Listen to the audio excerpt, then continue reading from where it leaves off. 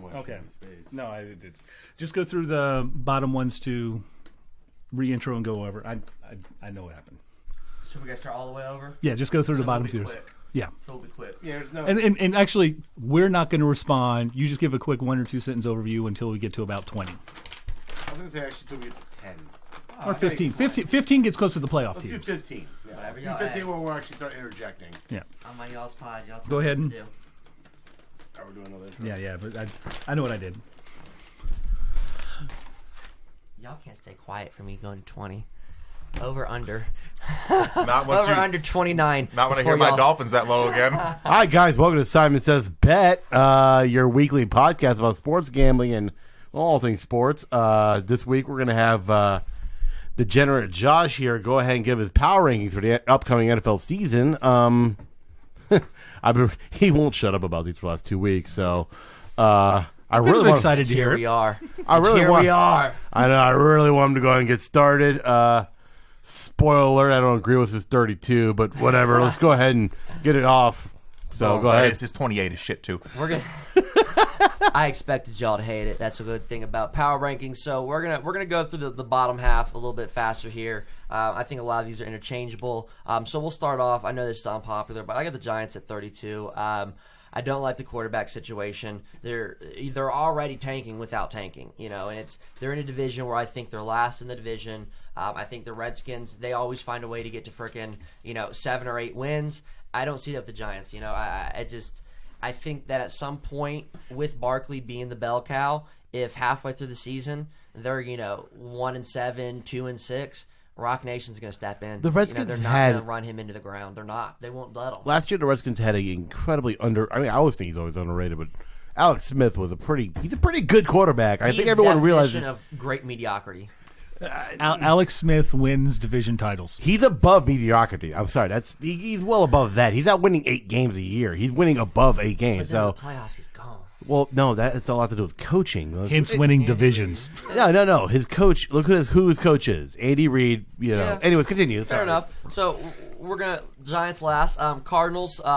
Brief on the Cardinals. I just don't think they're there yet. I'm not a fan of Murray. I mean, he wasn't even sold on being an NFL quarterback. Who's going back and forth, and that to me as a coach, you want someone 100% dedicated, especially your number one pick. And then just 3 stats that just baffled me from 2018: 32nd total passing offense, 32nd in rushing offense, 32nd team rushing defense. You're not going to win games that way. They're plain and basically simple. dead last at football. Yeah, I think they do have. I think Fitzgerald does have a chance to bounce back with 1,500 yards, but nothing else on that team. And I like the coach. I think bringing in the new coach, he's got the chip on his shoulder, and I think that's the difference. And that's why I did put the Cardinals, ahead of the Giants, is because I think the Cardinals have more to play for. I don't see what the Giants, Daniel Jones, I just don't see it. So we're going to skate on from that one, and we will go with the Detroit Lions.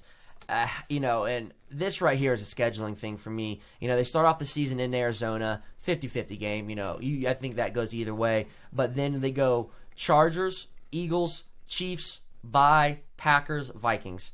I mean, before week 8, easily looking at 1-6, 2-5, best case scenario in my opinion. So I will go ahead and put a lean. I'm not going to best bet it, but if you need some action, I will put a lean on under 6.5 total wins for the Detroit Lions. Now, Bukkake Josh special, the Miami Dolphins. He thought I would put them last. And I have an upward arrow with the Dolphins. I like to look at situations. In Miami, there's some situations that need to be settled. Is Rosen a quarterback? Fitzpatrick still wants his backup money. So what's going to happen? Fitzpatrick, if he gets in there, in 8 games last year, he averaged right under 300 yards, 295 to be exact.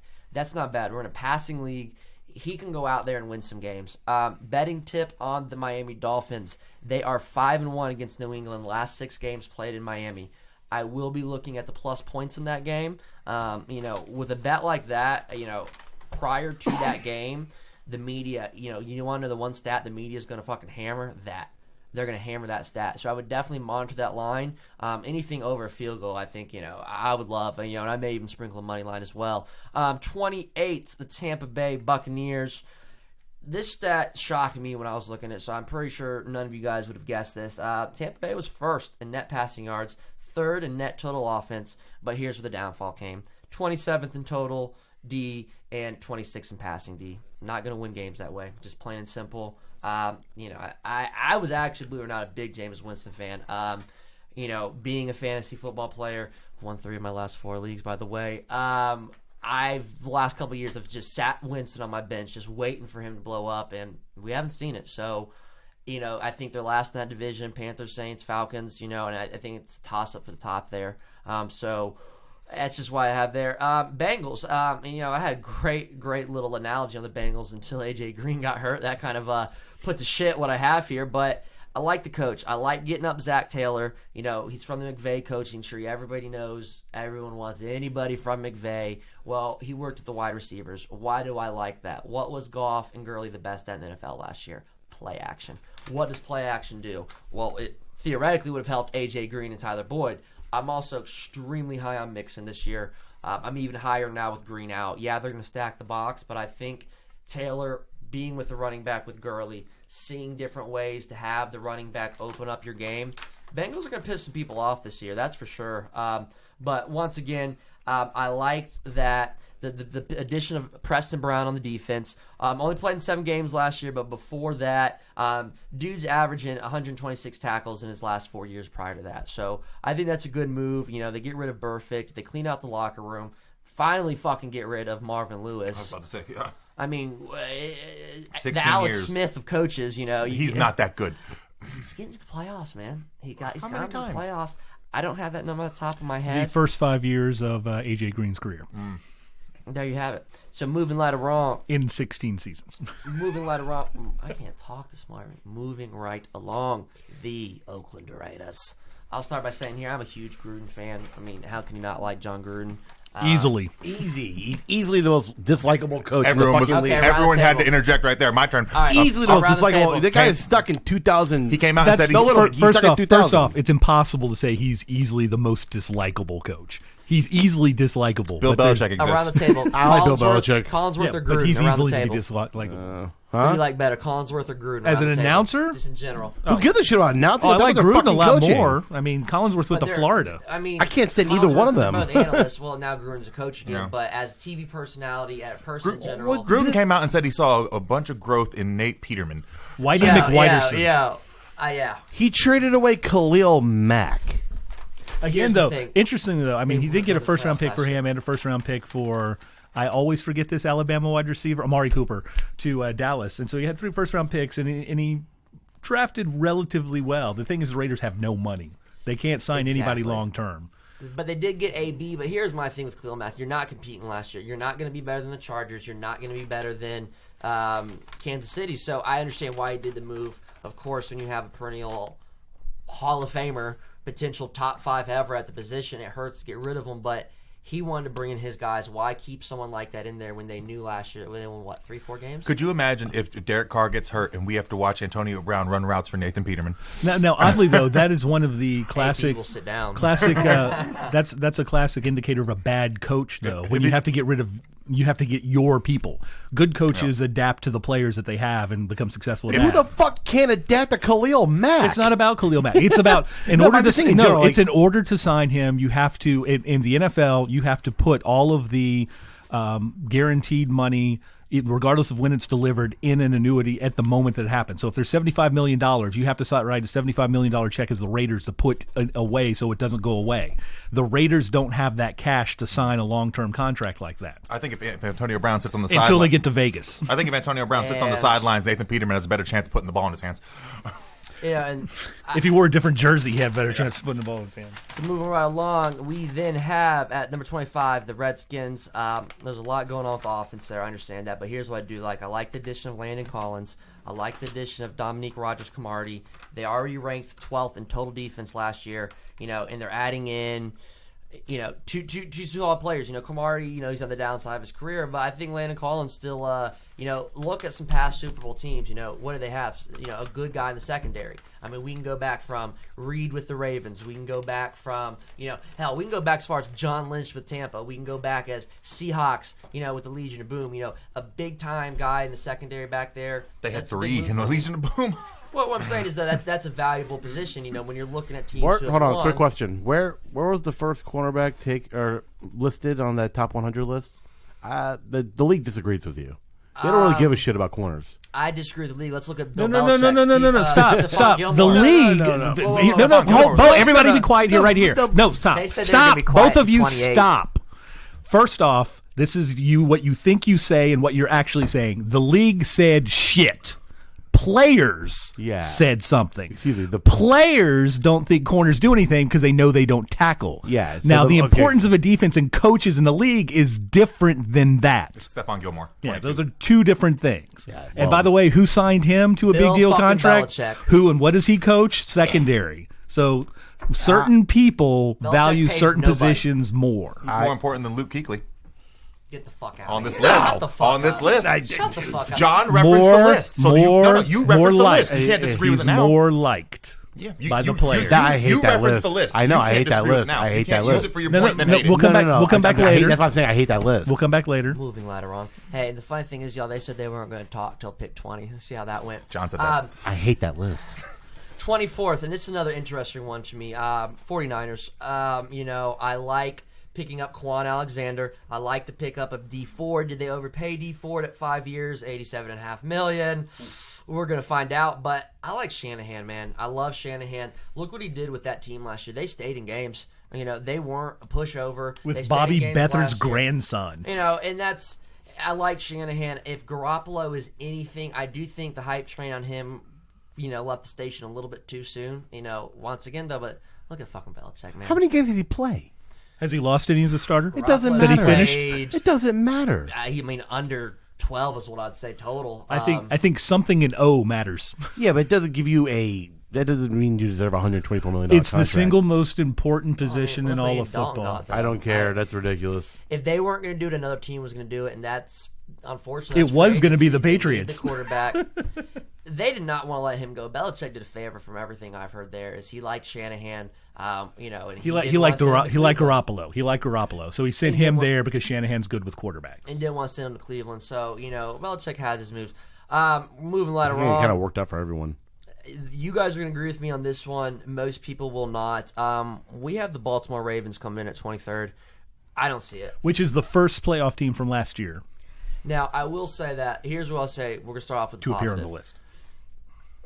So we're doing all right. First thing I will say is I like the fact that they got Earl Thomas. But with that being said, Thomas is coming off an injury. I think Thomas is that type of player, Earl Thomas, that has a chip, and I think he's going to want to compete. And back again, you guys know I'm big on having that dominant person in the secondary. I like that. I like Mark Ingram. I think that's a big pickup. I think he is a good, compliment to Lamar Jackson. But then, as I say, Lamar Jackson, that's when it goes down.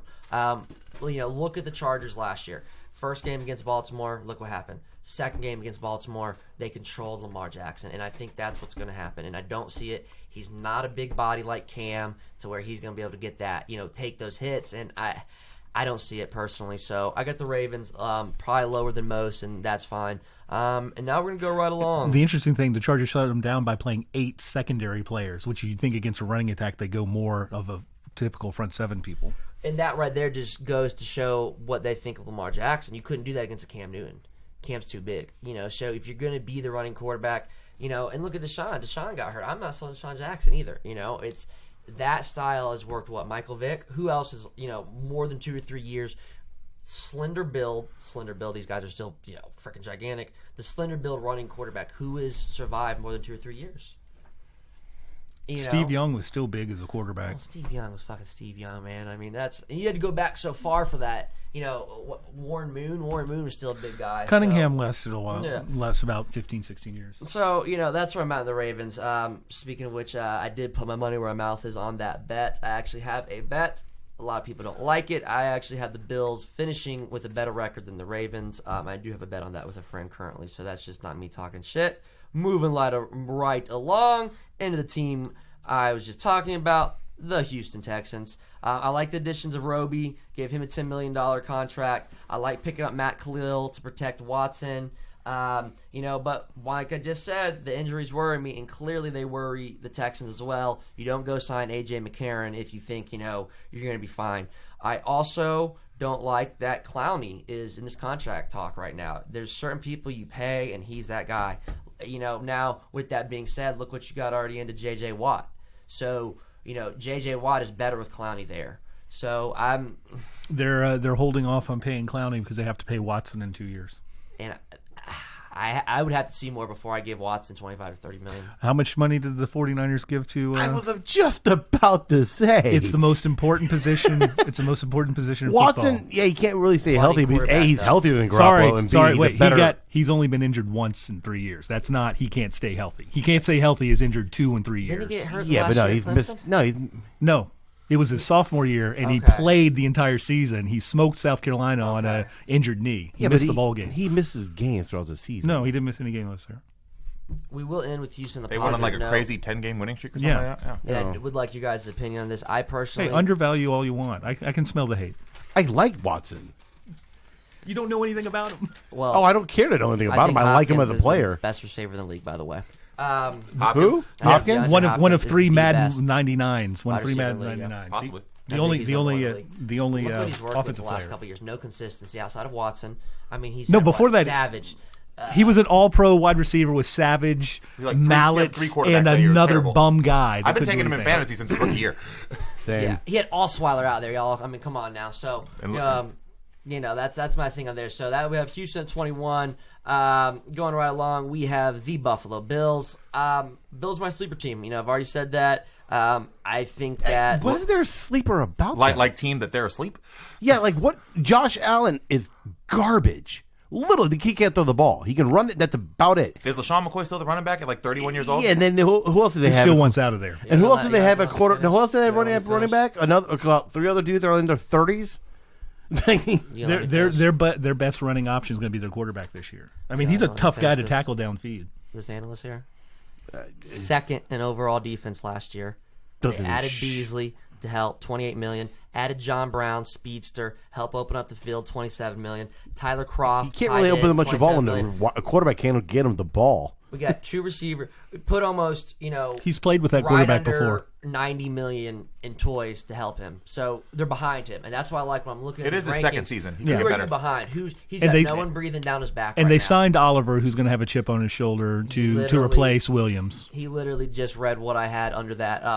Did anybody see Oliver put that hat on? Oliver was happy. He wants to be in Buffalo. He can be the heart of the already second-ranked defense. They're going to play some boring football, but I like that style of football. Going to Buffalo in November, December, nobody wants to do that. Nobody wants to go to Buffalo November, December. So No, that's literally because no one wants to go to Buffalo. But no, people will beat Buffalo in December no matter what. The most exciting thing about a Bills game is the fans jumping through the tables before the game. And they just banned that this year. Still happening. wait, Can't stop Bills Mafia. Rewind, Yeah. There's rewind. no burning couches at West Virginia football games either. What? Rewind what you just said? You've never heard of the Bills Mafia? Yeah, The but most what- exciting thing at Bills games is fans jumping through tables before the game.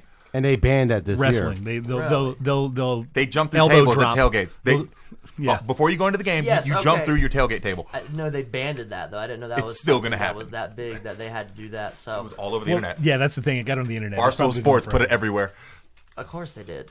Of course they did. It was So- fucking entertaining. It's gold. And that's the thing with the Buffalo Bills is, like I said, I think that those games late are going to be hard for teams. So Especially if they are going to run the ball and hit people that often. They in the win cold. 4 games. They're 6. do we want to 4. bet? Do you want to bet? Do we? 4. What's the number here? What, I say 4. so we'll do what? Go 5? I think, Over under 5? given the way that Josh McDaniels Sean McDermott, excuse me. Why did I say McDaniels? McDermott, Because you're thinking of another underperforming head coach. and also McDermott was the defensive coordinator for the Panthers. But given the way he likes his indecisiveness with quarterback, Al will be benched twice, and he'll have Matt Barkley out there a few times. That indecisiveness was Barkley? directly related to the Buffalo fan base concerning their Tyrod Taylor. And That's why Whitey McWhiterson started. And just think about that for a second. They allowed Whitey McWhiterson. See, there to was start. subtlety, and then there's your dump truck. I We're going to have the first bet of the pod. That's here. what I'm saying. Like, Jesus Christ. Like, hey, and here's the thing is, I don't like Tyrod. I always thought Tyrod He got him to the playoffs. He did, but I've never liked him either. But the fact they took out and sent out Peterman out there. Tyrod Taylor is one of the quarterbacks that doesn't exist in the NFL anymore. He's a solid starting quarterback that can run your team. He's not going to do anything special, and he's not going to mess things up. But it's like nobody. It's a dying black breed of Trent quarterback. Dilfer. It's a It's a backup quarterback, is what. But Sean McDermott's a garbage coach. That's a garbage franchise. That's a garbage city. So I'm just going to say, actually, no, I will say one thing. Buffalo's a lot of fun. Still doesn't mean it's not a garbage city. Isn't that where your best Panthers moment came from? Yeah, my buddy getting Cam's ball. Anyways, no. Wages out there. If you want 5, I'll give you 5.5. So wait, what's Vegas having? Everybody, you heard it. John has Cam's ball. No, actually, my buddy does because he thinks he thought he was special. Last time I checked, it was 6.5. Oh, under. I'll beat that under in all day. So are we? Is this? We're betting. We're betting. There's a handshake. Right, the hands are 6.5 shook. on Buffalo. All right. First bet of the pod. Have we followed through with a bet yet? No, we need to shave his that's beard not still. my fault. I came with a beard. He's been ready. Came with a beard, ready to go. So we'll find something fun to put on this bet. You guys talk about what we're betting on the next pod. Sound good? Mm-hmm. So he's got 6.5 on the Bills. We're gonna show up next week and we'll have that razor. I got no. Bet's too late voided. now. Yeah, bet's voided. All right, That's not voided. You have 90 days. Is there a statute of limitations There's on these no bets? statute of limitations. 90 days. I gave you 2 weeks. That's 90 plenty. days. 2 weeks is plenty. 90 days. Moving right along. Tennessee Titans. Difficult team for me here.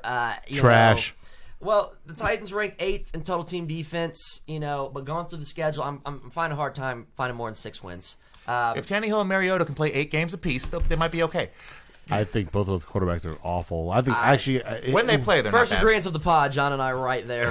We just agreed for the first time today. I think Marcus Mariota is easily awful. That was a terrible draft class. I always tell people to look at me like I'm crazy. There's not a quarterback in every class, right? Oh, no, but people absolutely reach not. on them all the time. Well, absolutely. Because you They have It's have the to. most important position in football. Still, Jesus. So, tell me I've here. had people come out to try to tell me Marcus Mariota is better than Cam Newton. Draft the second best position if there's not a guy there.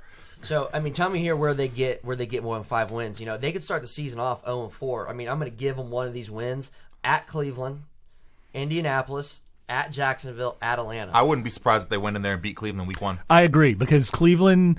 I gave that 1-3. This is a ridiculously weird year for Cleveland because of all the expectations and talent. everything, and a lot of talent. And they're young. Yeah. And the most mature leader on the team is Baker Mayfield. Well, no, it's the 2 wide receivers from LSU, and that's trouble. I agree. Mature leaders. Baker Mayfield's the leader on that Yes, team. I know, but I said the most mature veteran. We're not at camp saying they're clicking. And, Oh, I'm sure, but and they're again, doing- maybe it's camp. OBJ But- doesn't want to be there, though. but football. They got to put it together. Football is one of those things to where you get overconfident real quick and you get smacked in the mouth, and all of a sudden you start looking at each other. High expectations week 1. That shit happens. Yes. So as I run down the schedule here real quick, we got to get moving a little bit. But tell me where you guys see the win. So Cleveland, Indianapolis, Jacksonville, Atlanta. I have 1-3 from that. Possibly 2 and 2. At best. Yeah, at best. at best. So then Buffalo. They play Buffalo at home at Denver. I'm going 1-1 there. Denver's not an easy place to play. So I'm going to go 1-1. I think they lose there. Denver. You know who showed us that? The 2 DJs you missed.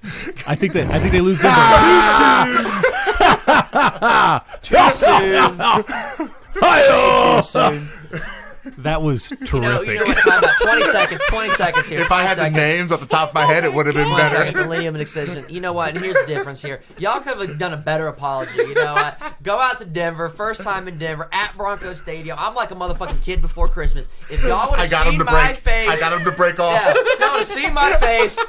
And, they're waiting, 7:30 at night, we're going to cancel. And so then I'm thinking like, all right, they're going to pop up somewhere because it's 2019. That's what people do when you're at the top of your fucking genre. You find something for your fans who just fucking flew out there and spent all that goddamn money. Nowhere. Let's go ahead and just jump to the top 10. Oh, right. No, because it's playoff teams. It's Tennessee, still all playoff right, we're teams. going to skip past that. But like I said, Tennessee Titans. So we're Buffalo, Denver. So I have it best right there, 2-4. Chargers, that's a loss. Tampa, that could be a win. Carolina, Kansas City. I have both those losses. Jacksonville, Indy, Oakland, Houston, New Orleans, Houston. That's a brutal fucking schedule. So that's really where I'm at with Titans. Moving right along, my Denver Broncos. Obviously, that's my team. And I like the addition of Font in the first round, the tight end. We got a big body. I like that. Flacco, I don't like Flacco, but Flacco's one. And if our defense can play, how our defense can play, with Von Miller, with Chubb, we can stay in games and be competitive. Didn't he win in 2010? Not a lot, but that's not the point right now. We also had Case Keenum in 2010. Eli's won too. You got no faith in him. All right, so we have the Denver Broncos. So moving right along after the Denver Broncos. Got to change my sheets over here. Okay, we have the Browns. We don't need to sit here and go over that. Anything can happen here. It wouldn't surprise me if they go undefeated. It wouldn't surprise me if they didn't win a game. I mean, yes, that would surprise me, but I Both think, of those things would surprise me. Well, here's what's What's their first 8 games look like? first 8 games of the Cleveland Browns. While I am pulling that up, I will go over a couple things I have on them. To the reason why I have them lower is because my best bet of the NFL season right now is the Steelers to win that division, and I don't know that the Browns are going to get in at plus 195. Once again, we're going off of value on that one, so that's not necessarily. I do think they're going to win, but here's my thing with the Browns. What's going to happen if they start off 0-2? What's going to happen if they start off, and they're not winning football games? And that's where I think shit can hit the fan with those personalities. So the schedule we have right here. Tennessee Titans, game 1 at the Jets, the Rams, Baltimore, and San Francisco, Seattle. That's a brutal stretch to start. I mean, yes, we can say Tennessee's a win. At New York Jets isn't going to be guaranteed, so we'll go 1-1 there. They're going to lose to the Rams, in my opinion. At Baltimore, I think they're going to lose. San Francisco's a toss-up, and they have Seattle. Before their bye, I'm seeing 2-4, 3-3 at best. And then we finish off. Then we go off the bye, and this is a brutal fucking stretch right here. At New England. Cool. At Denver. Denver in November with the climate is not going to be easy for anybody to play. Did you really just go out of your way to say how Denver was the harder game than New England? The stretch. Did. The stretch. Well, they have a bye before New England. Okay. So you're going to play a physical game against New England, which they want to win. I really want to see Baker play against Tom Brady. That's what I'm saying. I think he'd step up a little bit. And I'm going to go ahead and, injury aside, I'm going to look to bet the Broncos that week because they're getting up for a huge game. That game is their Super Bowl. And then they have to go to Denver in altitude. So I will be looking to bet Denver that week, just to let you guys know. So we're going to keep on For future here. Browns fans, that New England game will be the biggest test of Mayfield's ability to live in this league because he will take Landry and Beckham away. And then if he can win without them, then we'll find out if he's a quarterback or not. So I like Then teams. right after What week is that?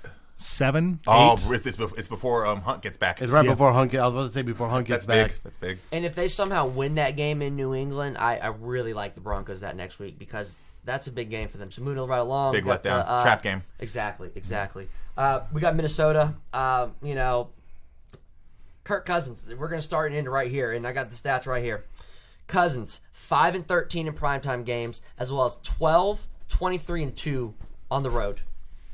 That's not sustainable long-term. The players had him ahead of Cam Newton and Carson Wentz. And that right there tells you why. An MVP and a former MVP candidate. They give a lot of. They must not think much of Gruden and the slurs for what they do and the success that he had there in order for him to be voted that high. Yeah. So moving right along, number 15, John's Carolina Panthers. There's a question mark with Cam. And, what number is this? 15. Panthers are 15. So, and that's with the question mark on Cam. So you're hearing different things. One of the most underrated moves of the whole entire offseason, in my opinion, is Jared McCoy. Mm-hmm. And I loved his answer, and we got to get moving here, but I loved his answer about the interview. Why did you choose Carolina? There was a meeting with Kuechly and all the top defensive players, and he said, I went there, and they sold me that we can go and fucking win a championship. I like that answer. I like that. They're also switching to a 3-4, Yeah. and that's a big get for that. No one's going to like that. Also, bet alert, if Cam Newton is playing and healthy, I will be taking +3 week 1 against the Rams. Super Bowl hangover teams. The numbers are astronomical. Terrible. With that being said, I will not put a bet on that or suggest a bet until I hear more about Cam Newton. Moving right along. Those overalls said it all. Yeah. The Jaguars, I like. Here's the thing. Over the Panthers. Anyways, go on. I think that they're a harder division. Again, these are non-playoff teams still. Yeah, we got the Jags. Here's the thing with the Jags. I'm not as sold as on the Foles deal as everybody else is, but here's the problem. The defense hurt last year because why? They had no offense. At some point, you get discouraged. When you're getting 3 and outs and you're getting right back on the field, you're getting tired. You're not getting time to rest. And I think that if they have any positivity and Fournette can stay healthy, I think they were interesting. I think they have an easier division than the Panthers. Doesn't Fournette one out of there? Yes, Bad. the general manager and him are the general manager called him fat and lazy, basically. Well, maybe he's trying to get him going. But again, if he wants to get out, he has to run and then get out. You got to run out. Yeah, because if you these sit, running then backs nobody else, you're not going to be able to go anywhere. Are going to get a rude awakening. If you're not Zeke, you don't have this negotiation. Zeke may be about to get a rude awakening. Well, no, you do. You just don't have that leverage with your own team. You're only going to get that money somewhere else. I feel like I'm putting John to sleep over here. No. You lost them at the Number Panthers. We gotta keep going. We gotta keep going. Number 13, Philadelphia Eagles. Here's what I don't like. The defense was horrific in total passing, 30th of 32nd, and the rush offense was 28th. So that's huge for me. They got some big names on there, and they can make some big plays as a defense, and that's going to win you games. But we're just assuming Carson Wentz is going to come in there. I do, however, like the contract extension for Wentz because I think that's a vote of confidence. He's not looking back over his shoulder. And anytime he fucks up, the whole fan base in Philly, which is ridiculous, is going to boo and want in Foles. So I got the Eagles at 13. Number 12, Seattle Seahawks. Looking at the schedule, I'm easily seeing 10, 11 wins. Mark Ingram, Russell right? got paid. Ravens. Yeah. I don't have a bunch of fancy stats here for Seattle. I don't. The one I'm going to point to is they have the highest give-take ratio. That's right, motherfuckers. Write that shit down. Give-take ratio. That's what you get here at Simon Says Bet. Highest give-take ratio differential of 15. 26 takeaways, 11 giveaways, which is the lowest in the league by 4. That's a So lot. they're keeping the ball and they're taking the ball. That right there is success to me. I think Russell Wilson's a leader. He got paid. He's not going to rest on his morals. And their defensive leader got paid. Exactly. Now we Bye, go Wagner. to Bye my bye, Earl Thomas. NFC North winning Steelers. Once again, I'm not going to get into a big debate on this one. I think there's a bunch of shit to prove there. I think from the coach to Ben to Juju Connor. to Connor, I think a lot of people there. And guess what? They're quiet right now. Is anybody talking about them other than me? No. Because who are we talking about? Cleveland. Oh, And they're just sitting there. I like Well, Pittsburgh. but I mean, nobody's talking about it. They're not getting any press, any noise, anything. And that's where I'm at. And you're not going to like this one, John, but once again, I'm circling this because I honestly think that the Panthers, Falcons, and Saints are all right together. But with uncertainty at the quarterback position, when Atlanta and New Orleans have zero uncertainty, I cannot put Carolina ahead of either one of them right now. So I got the Falcons coming in at 10. The defense was straight trash last year, but the defense got decimated with injuries. Week 1. It just piled up. Freeman got hurt. McKinley. I mean, big names. Atlanta's offense was 4th in total yards and 3rd in passing TDs. So if you get any sort of You're talking about injuries here when Hold Cam on, went down. no. You can get all this. Statistically, though, the biggest anomaly with the Falcons was their inability to score in the red zone. They were statistically so low, it's going to be impossible to repeat that. And just a little increase in that gets them 3 more wins. First game of the season against Philadelphia, first drive or first or second drive, I remember vividly watching the Falcons move the ball right down the Eagles' throat. They did that the entire first half and got 1 touchdown. Nothing, and it was pathetic. I love play watching that calling. game. I had So, Jay. I'm glad they got rid of him. Moving right along at number 9. So obviously we're getting playoff teams here. Just puts We've the been Falcons in the playoffs teams. and the Panthers out. Once again, without any knowing of Cam Newton. We know Matt Ryan's certainty. We know Drew Brees. We don't know Cam Newton, and that is huge for me. I can't quarterbacks win the league. I can't put a team above there without knowing the All-Star. Chicago Bears. All-Stars Christian McCaffrey. Here's the thing. Trubisky, 20th in yards, 18th in yards attempts. List is later. 24 TDs, 12 interceptions. Offense ranked 22nd total yards per game, and obviously the defense is one of the best. Last year, a stat I'm going to bring in again, 3 of the 4 championship teams, so your AFC championship, NFC championship teams, 3 of the 4 had a top-ranked total offense. Or let me phrase it back. 3 of the 4 had an offense ranked top 8 or better in total yards per game. So what's that tell you? You have to have offense to win in today's NFL. And although I love that defense, not sold on Trubisky, but, that's where we're at. I mean, yeah, the Bears are like a 9 or 10 win team on their defense alone. Yeah, seriously. Seriously. In that division, yeah. And Trubisky, it's if he can I've do seen anything. A lot of sharps are hitting under on their win total of 9. No, I mean because Trubisky could easily. I mean, he didn't show any real progress last year, and his accuracy is so poor that he could easily lose games. It baffles me he had a 6-touchdown game. This is, to me, the most interesting team coming into the season. Not interesting, but the team I have the most questions in that I think could either go 14-2, or I think they're 8-8. And I know that's blasphemy to some. No, guys. this The St. one Louis makes Rams. sense. This one, St. Louis Rams. well, Gurley is everything on that. Well, they're not from St. Louis. Los Angeles Rams. Well, they're from Cleveland. Well, and here's the thing, though. I like, Cooper Kupp's going to be there. He's not starting the season on the PUP. I like that. So you got Kupp, Woods, and Cooks. I mean, that's top. Loaded. That's loaded. So even without Gurley, you got that. Now, here's what I also like. I had Woods and Cooks last year. I love that they re-signed Flower, and you guys, what have I said all fucking pod? I love secondary. Eric Waddell. I love that addition. Clay Matthews, to me, I think is a bigger name than performance. Weddle's in the top 100. Yeah, they got Matthews as well. So I think they can retool. But once again, not sold on Jared Goff. I think Goff is a product of McVay. Who they lose? Sue? They lost Sue, and they lost Talib, or is he still there? I believe Talib. No, it was Beast Mode's cousin. He was the Marcus other second. Peters, I think. All He's right. in KC, right? I think that's where he was. That's where he was.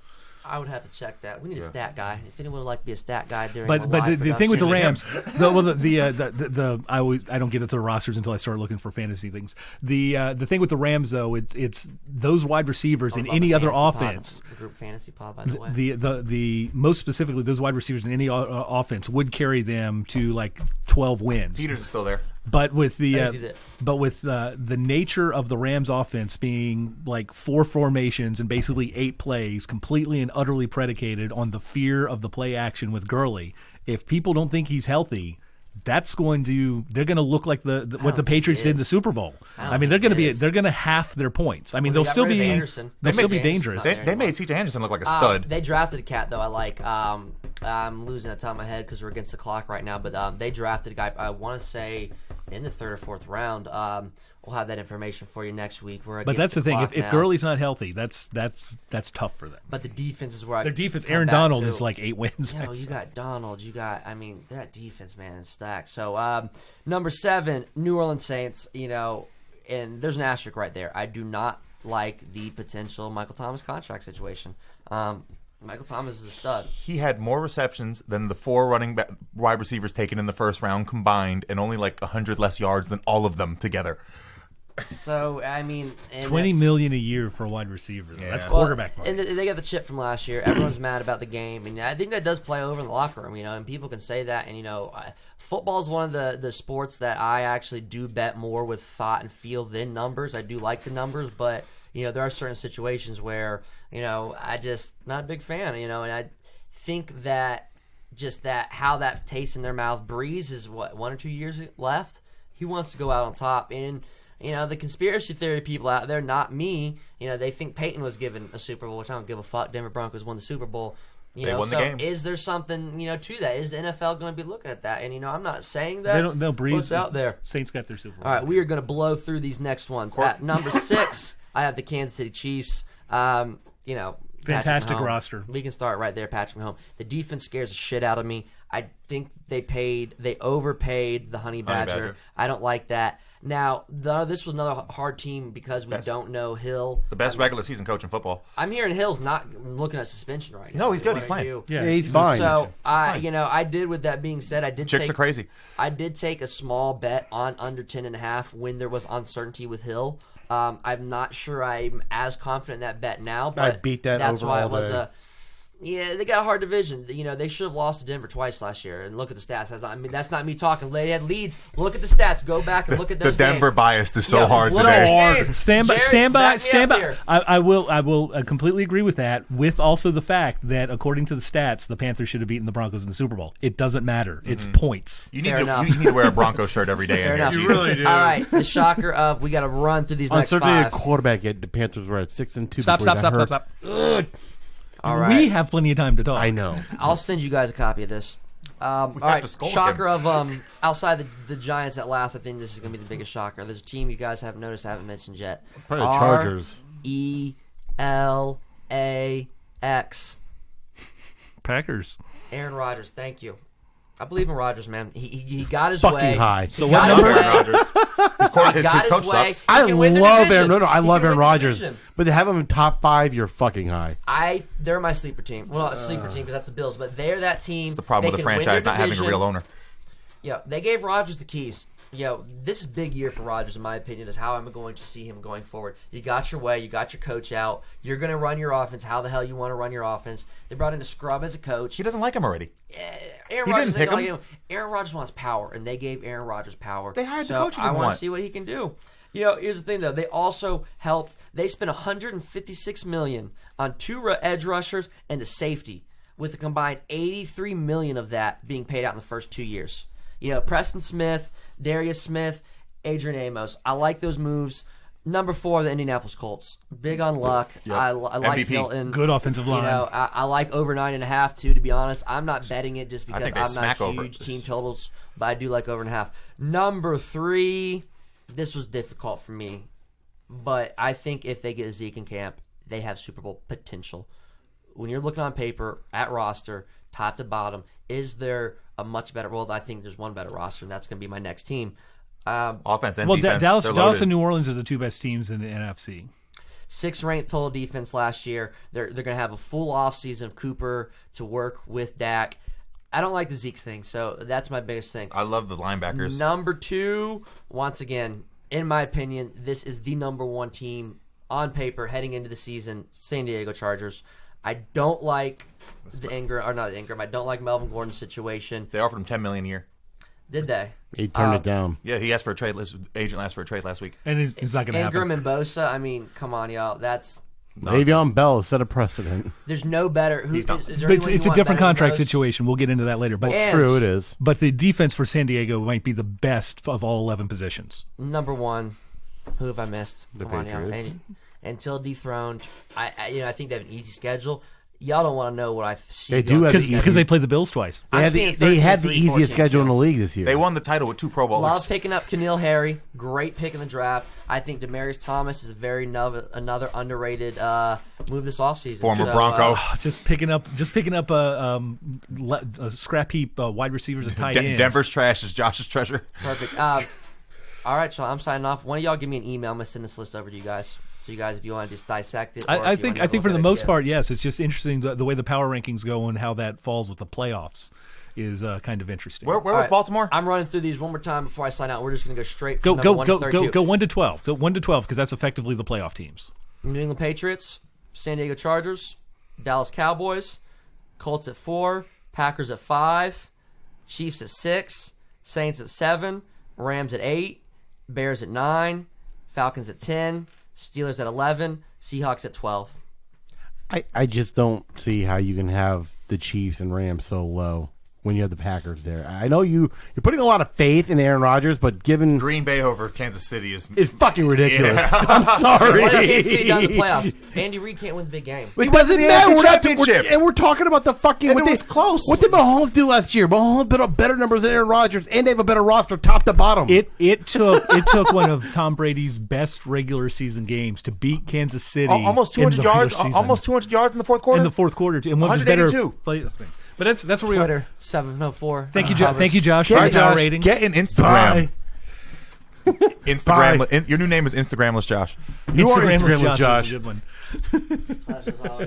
Josh. Now, I mean, the interesting thing is, Go ahead and fire up that Alinea Excision playlist.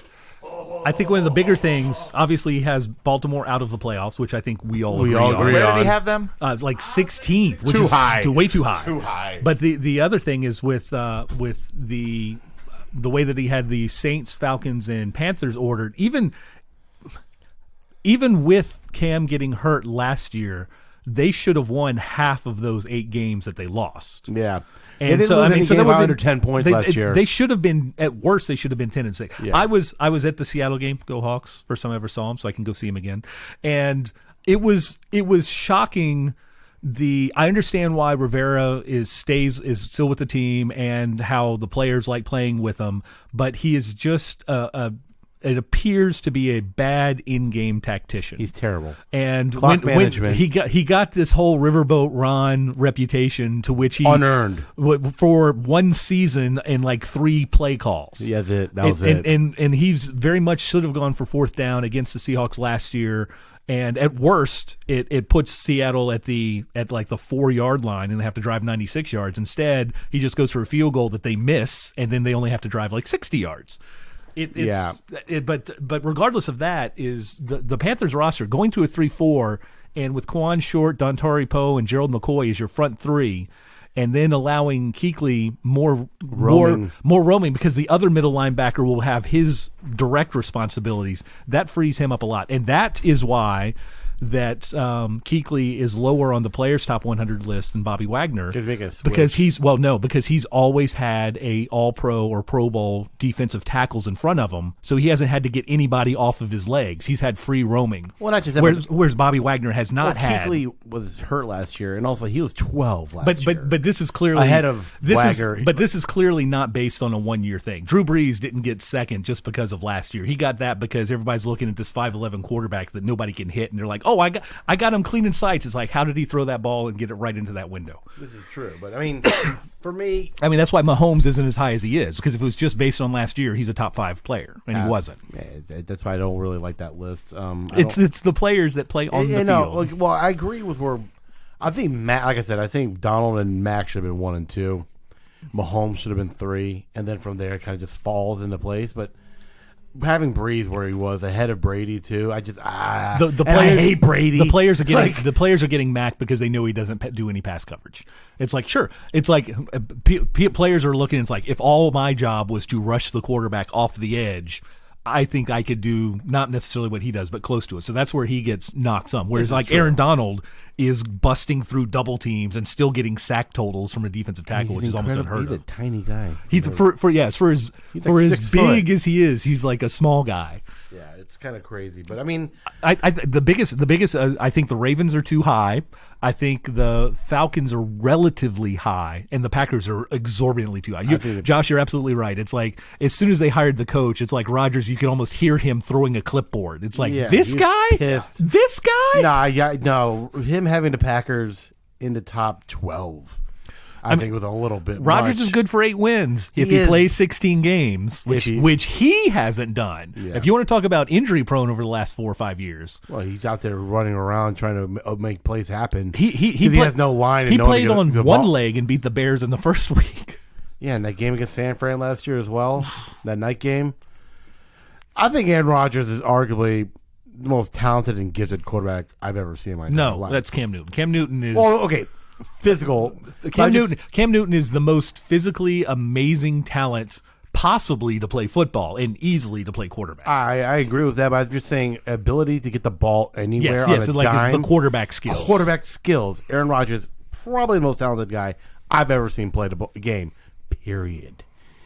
He's getting GOAT status with only 1 Super Bowl, which he is the coach rightfully is being blamed for most. And of that. I completely agree with that. Like, if you just stick him with, that's what I always like to do. And I hate the hypothetical and the theoretical, but I mean, like, if you were to take him and swap him with Brady, how many Super Bowls do the Pats win? I mean, arguably, what can Belichick do with a guy that can extend plays the way he does? Well, that's the thing. It's like Brady can't extend a play. They would have won the 2 against the Giants. Absolutely, and they probably would have beaten Denver and the Colts at least one more time in those playoff series. Aaron Rodgers has never had a guy as talented as Randy Moss or Gronk on his roster at any point in his career. But he has had 3 wide receivers more talented than any 3 that Brady has ever had. Yeah, he's had. Because there was a period of time.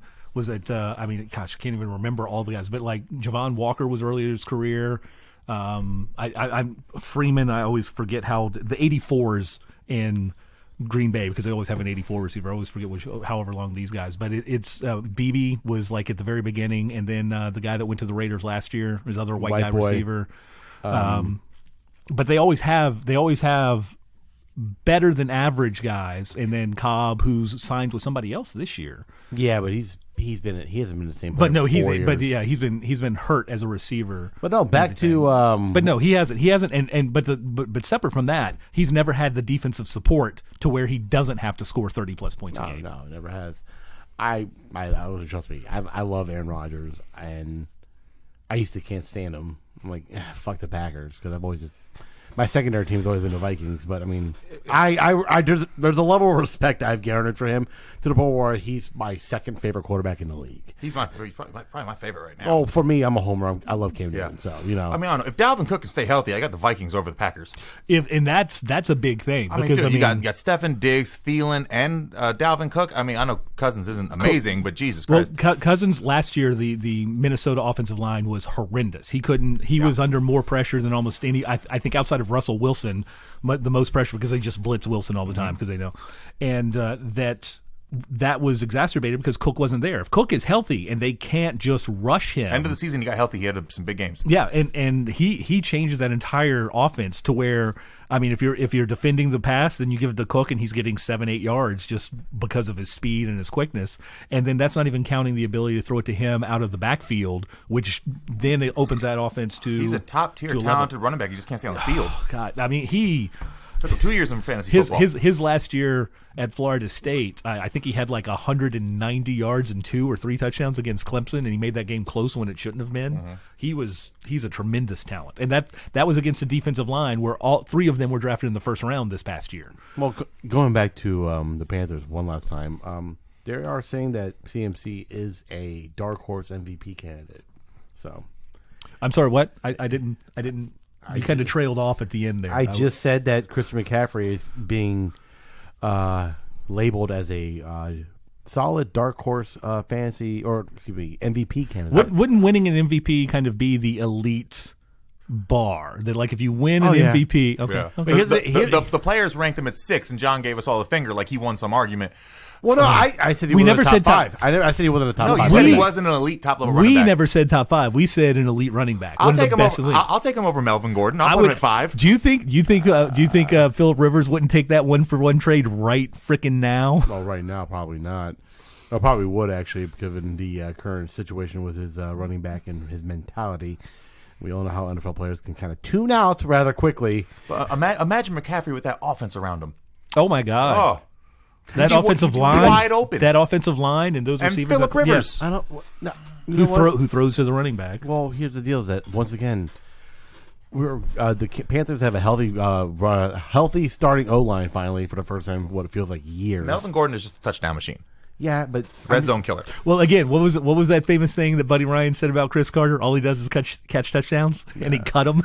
Well, here's the deal: that Rivera just came out and said that he wants to drop CMC's usage rate down, and like he doesn't want to mess with. He wants to lower his touches Till he's down in the fourth quarter. Yeah, that's a dumb thing to say. I don't know, man. Well, let me restate. That's a smart thing to say. It's a dumb thing to actually I don't think. But again, I do think that I the think his Panthers touches go down. No, I do think. Well, it depends on what you mean by touches. Again, what you think and what you say. I think he'll get more. He should get more passes caught in the flat. They should the ball. He should have less rushes in between the tackles. Absolutely. I mean, I as good as he is, just avoid those hits. He doesn't need to take those hits. Well, with DJ but getting Moore, getting him the ball in space makes him much better. If he's got 1-on-1 out in the flat, Bye-bye. You want that. Yeah. Well, I'm saying See those new guns? Jack Oh my City. God, he's gonna stiff arm somebody Jack City. next week. With Samuel and DJ Moore now healthy, and Hogan and a couple other guys that we brought in, The interesting thing is Torrey Smith. I mean, Cam's health will be interesting because I would say that the reason that McCaffrey caught all those passes wasn't necessarily the entirety of the offense, which it should be, couldn't throw the ball more than because he 5 couldn't throw yards. it more than 5 yards. Now that he can, will he use that escape valve? Will he use that release valve when it's like, oh, because typically when he sees the coverage, he'll try and throw it in the window or throw it farther or whatever, and not take the shorter, more consistent thing where you can get 4 or 5 yards and all of a sudden it's 3rd down and 4 rather than 3rd and long. Well, that's what I'm saying. Dude, he's that guy. And again, this has always been my issue with Cam, that it appears that he doesn't do the off-season work with his teammates and to get better timing and get better field. The big talk that he is this year. And again, he's made the change to being a vegan. Which how long did the running back last from that went to Miami after that? Like a year. Arian Foster. Yeah, Arian Foster, Up, yeah. and He again, made it 4 games. But it's a different type of sport. It's a different. I mean, Prince also Prince Fielder is the largest freaking vegan I've ever seen in my life. And vegan diets. He's just eating bread. Yeah, he is. Yeah, but vegan diets nowadays are actually a little bit better and different than they were It is. 5-4 years but ago. But it all depends on how. how you do that. But again, football is just a different thing. This is caveman gladiator sports. You got to eat dead things to be strong enough to do that. Because I mean, being leaner is great for some positions, and I mean, one of the things that Look at LeBron. therapists and Newton survive by people that are trying to tackle them not being big enough to do it, and then extending a play long enough to do something else. Well, we'll see. I'm personally really excited for our season. It's completely off topic. Did you said the Charlotte's getting the women's national team? Yeah, October 3rd And on what a Tepper's Thursday. doing? Like, I love What did I Having say? an owner What like did I Tepper is what did I so say? awesome. Well, what did I say? When he found out he owned the building and everything he puts He's in there gonna can start- make him money, he's going to fill that building. Well, no, also the fact that he just came out and said the fact that Charlotte and North Carolina has never hosted a Final Four. He's like, that's fucking ridiculous. I'm like, Well, they did in yes, 1994. Tepper. Well, But they haven't since because they haven't big. Again, he is going to put a roof on that stadium. or he's going to build a new one. That's No. the big thing. He's Well, saying there's he a- wants. He's going to put a roof because there's nowhere in Uptown that he can build a new stadium. And Charlotte fans are the worst, and they won't travel Nope. 20 miles to go see anything. Absolutely not. Keep it uptown. It's got to be Uptown. And fi- he's hopefully he learns that in the next couple. But if they build that roof, regardless, whenever there's a domed stadium in Charlotte, there will be a Super Bowl and there will be a Final Four within 4 years of that. Oh, I happening. completely agree. And that's the least of what he's going to bring in there. And us hosting the DNC, RNC, those things helped us actually build up our Well, hotel. that was hotel numbers. That was kind of like a Well, that was part of the thing too, and again, this is where the lack of a unifying group of people to move Charlotte forward in this day and age, unlike in the '90s when Hugh McCall and McCutcheon and the political leadership were all on board and pushing Charlotte forward. That hasn't happened because the footsteps were hosting a political convention, getting a Super Bowl, which would have happened before everything with Richard's creepy old man stuff would have happened. And then the next step was hosting an Olympics. And the Los Angeles Olympics, I think in 2032, would have been the opportunity for Charlotte to get it. Because it would have been time for a North American one, it would have been time for a U.S. one, and it would have been an area that hadn't hosted one before. A lot of infrastructure would have been built up. There have been new facilities that could have transitioned to getting a new stadium. Who knows what the city's going to look like in 2032? But it would have been the time to Yeah. do that sort of thing, and that's the progression. A convention which gets everybody notice. Oh, you're not just a sports town; you can host other things. A Super Bowl is at the elite level of that, and then the next level after that is an Olympics. Well, but we missed that opportunity, so it's like 40 years before that could happen. again. hotel rooms is one of the biggest things. You need to add at least 75,000 more hotels. Well, and again, there are 3 hotels in Fort Mill, which needs less than -1 hotels, and that's because of the Super Bowl Final Four situation. Absolutely. So I can't wait. Tepper, I almost feel like Tepper's the owner that we don't deserve. Well, he's the one that we hoped the previous one was going I to don't be. think Jerry Richardson was ever going to be that. But I'm not here to talk about Jerry Richardson. But and the other thing is, I think within the next 10 days to 2 weeks, they're going to announce the MLS expansion, and then Charlotte will be one of We'll those. have one. And we're also going to add a women's team as well. We're getting a men and women's team. Which will be great at the higher level. The thing that's interesting, Good though, for my job.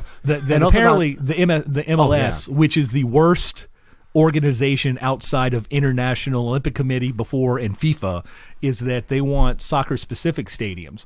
But it's like Atlanta is going to lose like 60% of their fans. If they do that. They fill out the Mercedes Dome with like 65,000 people. And then if you get a team here, you're going to get like 40 to 50. If you go to a 20,000 seat one and it's outside of this area, people aren't going to go. People aren't going to go. If it's a 7:00 game or whatever and it's downtown, let's go to the game. Well, here's what you could theoretically build a soccer style stadium where the practice facility currently is.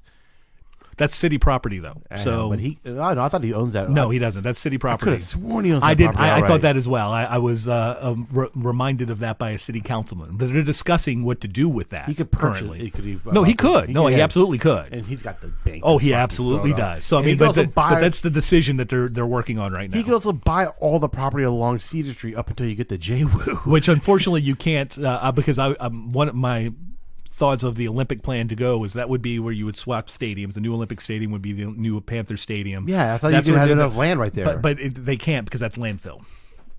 What's landfill? Then? The cedar on the other side of the bridge. Yeah, yeah. It's landfill. They can't build on it. And That's that's sturdy why. enough? Yeah. But they'd have to excavate and build out and every other thing. That's the thing is because that would be the perfect money place to do that too. Well, because then you could have that would be the new Olympic Stadium. All the soccer events could be in the old one. That could be the transition. That gets torn down. Then the city could have that property, and that could be the exchange. And they for could that. actually build actual parking. Well, which is what the thought is for the practice facility, because even if the city could use it better otherwise, the amount of money that could be made from the parking on the events that are in there could help fund other things. If we do that, I'd only prefer that we tear down the the other parking decks that are all over the fucking city. But anything that's a flat top parking needs to go. Flat top parking is a negative tax impact and use of land. that park. And again, most of that was from previous Mayor Cannon his family made money off of flat top parking, which is why that still existed all around. Going to the important things, the contract holdouts with Gordon is hosed. Effectively, the Chargers have him for the next 3 years. This is the last year of his contract, and then they can franchise tag him 2 years in a row. And he'll be 29 and useless. And then useless because and especially if he sits out. Well, if he sits out one whole year or 2 whole years, and I think this is the worst year for any running backs to hold out because Gurley got the benchmark deal and immediately hurt his knee, and nobody has any idea about. So people are going to want to see how is this going, and then also with. All of a sudden, I blanked on his name from Zeke. No, the Jets from Le'Veon. Steelers. Le'Veon Bell is that if since he sat out a year, they're going to want to see how he plays after sitting out a year, and so they're going to wait. They're going to wait not only for the first couple of games of the regular season to see how their teams do individually, but they're going to wait to see how Gurley does on the highest contract, which nobody's going to get paid more than that anytime soon, and Le'Veon and how Bell, who did not make more than. And actually may have gotten a little less. He got more guaranteed, but I think he was offered more money from Pittsburgh. He was offered more money. And not to mention, he lost all of the $16 million that he did not earn last year. All he wanted was the guaranteed. He's retiring after this contract. Yeah, and he's and did you see again, Bell come out and apologize? He said also that he didn't fantasy apologize. owners. He said, me. There were several guys with that, but so that's where that situation sits concerning that, and so I think that's why both teams will wait, regardless of the separate leverage. They're going to wait to see how these two guys, the highest paid running back, and if he's hurt, they're like, this is why you don't pay running backs. And if Bell, who sat out a year, then that puts even more pressure on those guys. It's like, go ahead and sit. We're not going to pay you, and when you come back, you're probably not going to be, and you're never going to get that contract. I think in the next. I mean, and Gordon turning down effectively $30+ million. Ridiculous. And this is the thing: who's going to trade for him? Oh, you requested a trade is great. What are the Chargers going to want? They're going to want a first-round pick. And nobody's going to trade a first-round pick. They could potentially get 2 second rounds. It would be worth it. 2 second rounds. But the thing is, you're not sending 2 second rounds. You're sending 2 second rounds and more than $10 million a year for a running back. Nobody's going to do that. Well, here's the thing: is like I personally, now that I've been thinking about this whole situation, especially with running backs in general, if you're a running back and you're a kid that wants to go into the NFL, you would want there to be some type of collective bargaining where running backs can have a separate form of contract. But they're not going to do that. They deserve it because the way they are just kind of used up, spit up, and shoot out. The rest of the positions will come after it immediately. 50 other guys on the team are going to not give a fuck about those 3 dudes. Especially when Ezekiel Elliott, he's good. He's really good. But with that offensive line, if that running back is getting more dollars, I'm getting less, and I'm the one responsible for giving him the first 4 yards. And I have contact every play. Yes, every single play. Every single play. This is true, but what I'm saying is that then not just like for running backs in general. I think the contract situation in the NFL needs to be changed a little bit. Well, the issue. Do you want it like the NBA? The big issue is the hard cap. But separate from that, getting back to Ezekiel Elliott's situation is worse because he's 1 year less in the league than Gordon, so he has 2 more years under contract. He's also a high pick who has a decent salary. Well, yeah, and he's also 12 and a half over the next 2 years, and also 2 more years after that as franchise tags. If any league shouldn't be calling the people that own the franchises owners, it should be the NFL not calling them owners. The NBA. The NBA is just so liberal. It's not just that, but no. But I'm just saying. I mean, it's a weird. It's the a owners weird control thing. the players' rights in the NFL. The players have again. This is collectively bargaining. If you pay for something and you buy it, you own it. Well, the weird thing is like I can. I'm just saying the mentality of how they treat the players. I can get the whole, especially the guy that died from Houston, who said let the inmates run the plantation. He mixed up 2 entirely different things. Like, whoa, dude. Listen, calm down, racist asshole. Like Jerry Richardson, South Carolina alum, he was. Yeah. What was it? Adams. We got South Carolina versus UNC for the belt kickoff this year. Well, no, where's Jerry Richardson from? Well, he went to he was a Wofford grad. He was a Wofford grad, so I mean, South Carolina. And Jerry Richardson was a racist asshole too, I think, but whatever. Well, I mean, he was old. He was. I mean, it's hard to a white old rich guy. It's like who made his money off. It's a very limited group. Who made his money off fried that. chicken? So whatever. Oh, that's no. It was Hardee's. Don't give him and Denny's. And both. He got money. As off both. Devin sends me this meme. But the Ezekiel Elliott though has a terrible situation because he is better at what he does than the other two players on offense that also are up for contracts We're pretty about soon. to get paid. And again, Dak Prescott is not a top 5 quarterback, and Ezekiel Elliott is a top 5 running back. He is in wins. But Prescott is more important as a quarterback to the success of that team than a running back. And then also Amari Cooper is going to get paid. And Ezekiel Elliott is better than Cooper is as a running back than Cooper is a wide receiver. Ezekiel is the best player on that team. But when at the last 8 games of the season after the trade, the way that Cooper and Prescott played, that was an entirely different offense. Everything became, and now they have a whole off season to get better and everything. So it's, even though Elliott is demonstrably the better football player and the better person at his position He's than the gonna other get two screwed guys, over. the other two guys are more important. Jerry values the quarterback and wide receiver higher. He's the best rushing running back since he's come in the league. He even the year he didn't lead the league in rushing because he missed 6 games, he led the league in yards per game. Yeah, he's led that since he's come in. And here's the other. Who was the guy that walked to the Eagles that led the league in rushing when they had that offensive line? They made the playoffs. DeMarco, and it's like they let Murray go. They did not keep Emmitt Smith at the end of his carear. Did you see the offense Chip Kelly was running? Everything Murray got was out of the shotgun. He's not out of the shotgun. No, runner. he's not. And it was a terrible offensive line for him. And he got 1,000 yards this last year at Tennessee. And look at McFadden.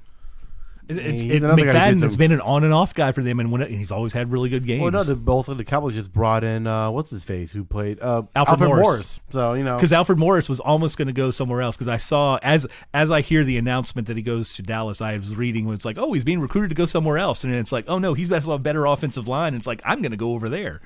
The Ezekiel Elliott is like he needs to run the next 2 years, do it gets the franchise tag if he doesn't get a new deal, and then after that, some team will pay him money, and he'll get his $30 million guaranteed for a 4-year deal. He'll get his Le'Veon Bell deal. It's the thing is, it's like it's tough for running backs because they typically, if the offensive line is in place, can have the most success. But the thing is, most teams know that any running back behind a good offensive line can have success. This is the thing. When's the last rushing leader to win a Super Bowl title? It was Emmitt Smith in the early 90s. Yeah. When's the last, and I'm giving the air quotes, but when's the last good running back that New England had? Corey Dillon. Corey Dillon, who had 1,500 yards and was a trade, and he was basically done with Cincinnati and everything. And they didn't keep him like he played one more year and he was done, and they didn't re-sign him. Did they? And the Patriots, they didn't win a Super Bowl. The Patriots, they did. Did they win that one? was the third one. I think it was the Eagles one. But the Patriots, whenever one of their running backs comes up, they just let him go. Maroney, Ben Jarvis Green Elvis, who the guy that never fumbled and first carried with the new team, he fumbled, and then Blunt. LeGarrette Blunt has bounced around the NFL, and whenever he gets cut by some team, the Patriots we're here. We're right here. If you want to come on back, here, give us 6 yards. The only running backs they re-sign are the ones that catch the ball out of the backfield. I loved Blunt coming out of college. He was the guy who punched the other dude in the face. The Boise State Garrett in the face. Yeah, right. Yeah, he would have been a first-round pick if it weren't for that punch. Well, he was a complete and utter idiot, and because this is exactly what should happen. You guys suck. I don't know why we were playing you. Ha ha! We beat you, and you punched him in the face. You deserve to get punched in the face for losing that game. You do. You were the best team going in. You thought they weren't as good just because they're Boise State, and you got beat in the face. Well, that was back when Boise State was that. No, they'd won the Fiesta Bowl the year before. Oh, when they beat Oklahoma. Zabransky. Yeah, they were Ian Johnson. They were Ian Johnson with the power play move of the proposal after the game-winning 2-point conversion against Oklahoma and Adrian Peterson. You gotta say yes. All right, guys. They're still together. Let's go ahead and shift football talk. Actually, professional to college. What do y'all think of the? What do y'all think of? I don't need to talk. I don't need to talk about anything, and I don't. And it's in the bag. It's in the bag. I think with them this year. It's a health issue. Is entirely that. It's the. This is one of the situations. It's like we're joking about the tanking and not tanking on the NFL side, and this is Tua Tagovailoa. This is the very worst year for him to be a quarterback because since he was so good last year, and then the way that it ended with against a effectively professional-ish defense is that they're only going to be looking at the mistakes that he does this year, and it's all going to be. It's like, okay, what's his accuracy? What does he do under pressure? For last year, he was only under pressure for one game, and how he does everything else and all of the teardowns and this. But he's going to be the number one pick because teams in the NFL desperately need quarterbacks. but it's going to be the year after that there might be 2 0-16 teams as people desperately go for Trevor Lawrence. Oh, in Trevor 2 years. Lawrence? Because that's the year, if you're going to tank and you need a quarterback, or even if you don't need a quarterback but you're not good enough, you tank because you will be able to rob somebody in a trade. Even if you have a quarterback, like if you're Cleveland in 2 years and like Mayfield gets hurt and somebody else doesn't do anything, it's like you lay down and you go 0-16 and you trade that number 1 pick for like 5 number 1s and a couple of number 2s and a starter. But that's going to be the trade that if whoever has the number 1 pick has a quarterback that they feel good with, that guy's going to get traded, or that pick is going to be traded for everything. I mean, Trevor Lawrence just looks like the best prospect in how long? This was the most amazing thing. It was for completions over 20 yards. He had 78. I think it was 78 of them. And it was a 75% completion rate, and it was only about 48 of them. But he had more than the next 15 quarterbacks combined. Has anybody ever been more sure about someone being the next guy? Andrew Luck was like Andrew the last Luck guy. was the last guy to have that. Yeah, kind the of, last guy. And that was his but that was after his sophomore year. and then before that was Manning, and then before that was Elway. I think it was Elway was the Elway. last one before that. There comes about one a decade. Yeah. Well, Lawrence and Tua are both 1 and 2. I think. Well, the thing is, very high on Tua. The Tua one though is, I think they were looking at that specifically as for the certain types of teams that run certain types of offenses. It's like, Yeah. he's a great athlete, he makes things happen, teammates believe in him.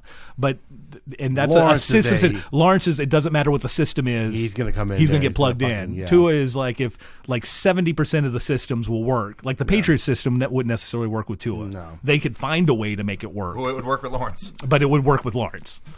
Well, I guess that's that. That'll be the interesting thing is, I wonder if the Patriots are going to maybe trade a player right before the thing that is up for a contract for a first round pick for a bad team, and all of a sudden that hits high, and then you're like, no. Oh, you mean like one of those Lakers situations? With how they got Magic and James Worthy were the same trade with Cleveland, which caused the NBA to change the rule that you could not pay consecutive first round picks. Yeah, which is a good rule. Well, all right. Well, that's college football talk. I mean, it's pretty much gonna be a wash. Well, the really interesting thing though, I think Oklahoma should be 2. That's about it. Here's the interesting thing. It's like, so the relatively consensus teams for 3 and 4 are Oklahoma with Alabama's former starting quarterback, and Ohio State with Georgia's former starting quarterback, and also Georgia as well. It's with the These guys portal are swapping quarterbacks like people swap wives. Well, and I'm completely fine with the athletes being able to change I completely agree. without having to sit out a year.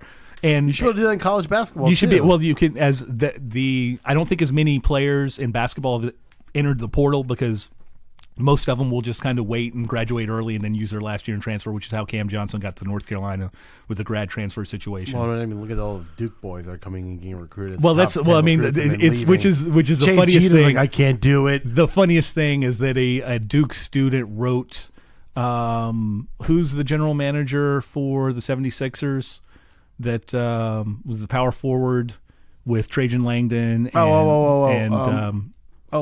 Shane Battier and Corey Maggette and Booze?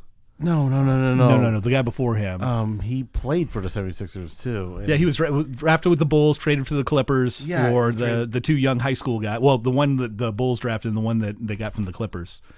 Elton Brand. So Elton Brand leaves after his sophomore year, as well he should have, and he gets a letter from a fellow Duke student. This is not the way Duke plays. You don't transfer. This is a Duke more important. And he effectively said, "Go fuck yourself." And then, of course, it's like those alumni are now the ones that are pouring in money to transfers and one and dones and everything else. It's like, oh, go fuck yourself, Duke fans. This is why I don't like Duke fans. Because before I knew what white supremacy and the white establishment and everything was with all of that, that's what I felt with Duke fans, is that it's like they're mostly the white guys. They get these calls. They get all this other press. UNLV and Michigan were looked down upon because they had black players and they enjoyed themselves and had the longer shorts and everything. And I wasn't able to put the vocabulary to that until the last 5 years. And now they're specifically mimicking all the things that they supposedly, as I'm air quoting, stood up against by having these 4-year smarter guys and everything that graduated. It has nothing to do with K. I just went to a wedding in that No, it doesn't have chapel. It's anything to do. ridiculous. This is all fan base. Everybody, That's it's fan like, base. It's all fan base thing. I was gonna say, don't hate the program. Hate Oh the no, fan he's a base. tremendous coach, but I will Yeah. despise all of the things that come through with that. Just because, I mean, Rick and Morty, I understand it's a good show, but it's like, no, I don't want to. I hear about the way that those fans, whatever, fuck them.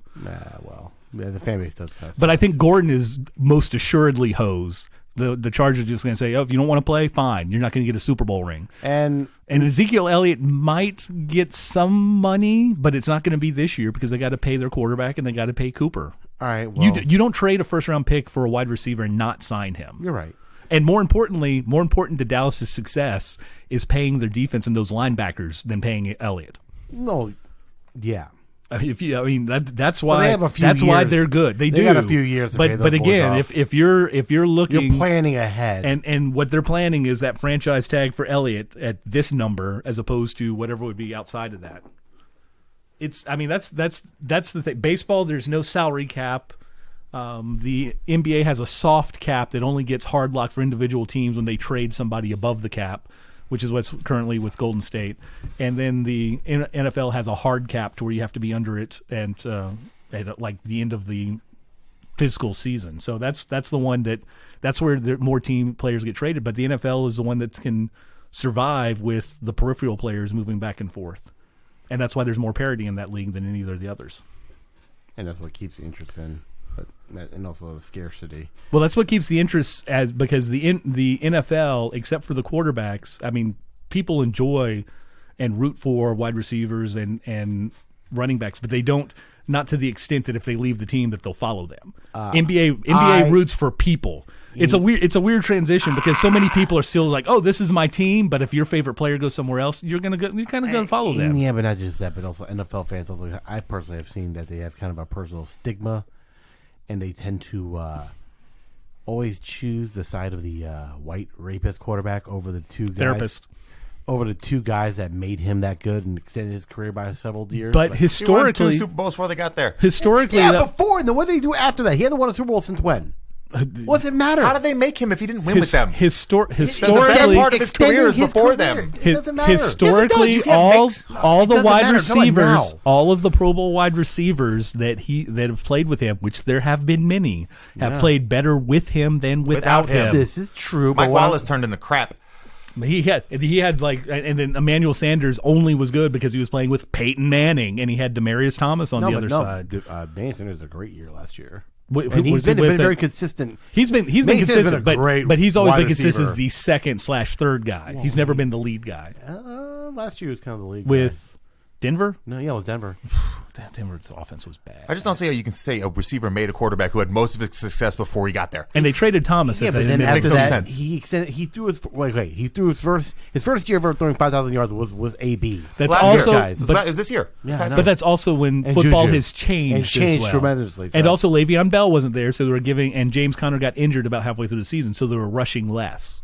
They were throwing a lot.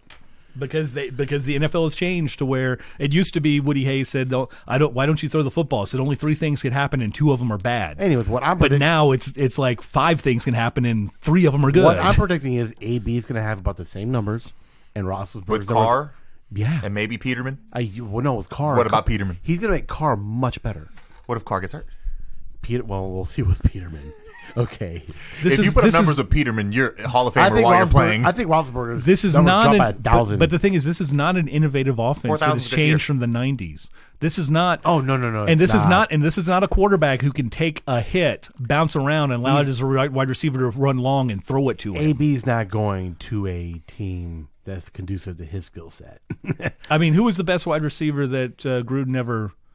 I guess he did have Tim Brown and Jerry Rice before he left the Raiders. Brown and Jerry Old Rice. Jerry. Yes. Well, And it was. I mean, it was still Pro Bowl. I mean, he and Tim Brown. And it was old Tim Brown too. And he was running a West Coast offense with Rich Gannon. So I mean, and Rich Gannon, who had been in the league so long, was like, MVP. yeah, I can do this. Well, he was the MVP the year after. yeah, and also he was also averaging like 5-yard dinks and dunks the entire time. Which you could do with Charlie Garner as your running back and Tim Brown and Jerry Rice as your wide receivers. Yeah, and a pretty good defense. With AB, you can't really be doing that. But No, then again, I mean, AB is a really good pass route runner, runner. but what makes him great is what happens when the play breaks down, Yeah. and Therapist is big enough to withstand that hit to make that play. The best 5-yard dinker in the league is Tom Brady. He's got 6 Super Bowls. I mean, that's why they got rid of their running game and no running backs. They just throw that 5-yard out or that slant, that 3-yard slant. They can run it with almost anyone. All right, guys. Well, with football talk out, what's everyone thinking about people bitching about LeBron celebrating his child? It's the most ridiculous thing I've Nonsense. ever seen. Isn't it? Like, No, it's not. First of all, not one. Every kid in that layup line, that's the highlight of their life to this point. Everybody in the gym, I guarantee you, was losing their mind. The only people that are complaining are the people on the internet. The people that hate not LeBron. there. People are like, well, people complain when LeVar Ball does it. LeVar Ball isn't LeBron James. LeVar Ball has never played a minute of meaningful basketball in his life. he's not the greatest basketball player of a generation. No, exactly. In 60 years, these kids are going to be telling their grandchildren, I was was in a there layup line with LeBron James. Yeah, you know, like, In 60 years, nobody's going to remember who LeVar Ball is. In 6. well, 16 after his kids are out of the his league. kid's out of the league, and also, I mean, LiAngelo's still coming in. LaMelo. No, LiAngelo is the one that's barred from ever appearing in China again. Excuse me, LaMelo is coming back. Will be coming into the league. He's like 6'7", 6'8" now. Yeah, he's grown, and he's a top recruit. He's going to be. He's a top 10 guy. Yeah, He'll be a top 10. He'll be- I think he missed out his opportunity from being number one with his. We've kind of gone The back and forth with Lithuania this. thing. Well, just being not in the United States, he was already starting to get that YouTube buzz, and he's a year younger than Zion. Him and Zion played an AAU game, and you couldn't get in the gym. Yeah, and so Yeah. it's like he would have been kept getting that buzz to And that where was right after he put up 100 points. and he would have to be, and then very much after that was the next week. One of the high school kids was waiting for him to shoot that half court shot and blocked it in the next week. Mm-hmm. But is that if he stayed in the U.S. playing high school, the YouTube following alone would have forced him to be the number one pick just because of the seats and the attention and the jerseys and everything else that you could have sold by that. But him being gone, now it's talent alone, which is good because it'll help him and it'll go to where it actually slots best for him. And the amount of pressure he'll get, but it lost him millions of dollars. What if he slides down and goes to the Lakers? The Lakers won't draft him? Not a chance in hell, yeah. The Lakers won't draft him. The Pelicans would get him. The Pelicans would probably be happy to have him. The interesting thing would be at least he can shoot-ish better, but I think his motion is still kind of as awkward. But he's tall enough to get it off. He's tall enough. Yeah, he's tall enough for that. Is that the two of them playing together? I'm sure they could. The range is no issue. But the interesting thing is if he comes close to the defensive ability as his oldest brother. Nope. No, That's where he's lacking. Yeah, and he's the scorer. Yeah, and that's how that would have to be played. And that's what keeps Lonzo on the floor is that he can play defense and he's a good passer, regardless of the rest of the He's stuff. almost an elite level defender. If he would just have confidence in his free throws, because he would not drive. He didn't drive because he didn't want to get fouled, because he didn't want to go to the line because he was shooting around 60%. That if he could get that to about 72 just drive and get fouled. But I mean, if you can't shoot from the foul line, you can't really shoot from anywhere. So get to the fucking rim. Yeah, Just try and finish. Yeah, well, that's the thing. But nobody cares if you miss an N1. But the thing, he was so afraid of not getting the shot and then missing the free throws. It's like, it doesn't matter if you can put 7 fouls on the front line of the opponent over the course of a game, you're winning that battle. Because it makes it much easier. Because then, if they have 4 or 5 fouls in the third and fourth quarter, they can't defend as well against the guys that they're supposed to be guarding. But it's a joke. It is the most ridiculous joke. I mean, not just the kids, but anybody there. It's like LeBron James just dunked right in front of my face. And not just that, but they're also bitching about how he celebrated. He's celebrating. Excuse me, looking in the rim, above my face, looking into the goal. Good Lord, that still picture's amazing. Oh, you know, 35, about to be 35 in December. This is what you get, right? This is what happens when LeBron has had more time off from basketball than he's had his entire career. They're not even gonna have to use any CGI in Space Jam. 16. He's just gonna take off In 16 years of basketball, this is the longest break he's had by a mile. Since his rookie year. He hasn't had. So this one thing that I kind of really annoyed with is the fact that yeah, I am a known LeBron lover, but for people to come out and say he's washed when he had put up 28, 8 and 8 on 50, like it was almost 50, 40, like 75 stat line. 50, 40, 70. Yeah, He was almost in the 60s. So his free throws weren't great. It wasn't great, but I'm just saying, like, well, it's because he was so tired from carrying the rest of the like team. LeBron's His washed. shoulders LeBron were is beat. washed. LeBron is washed. I'm like, how is he washed? I don't get it. Like, whatever. Did he play in the playoffs? Was he in the playoffs? And he added range. Yeah, and He added something. Yeah, well, it's the best player in the league added something. It's going to be terrifically impressive because one, not only has he had the most rest that he has, he effectively has the roster that he wants. How long is Vogel going to last? Does he make it out the first season? I think he does. I mean, yeah, Blatt made it to the finals the first year. He got fired the halfway through the second season.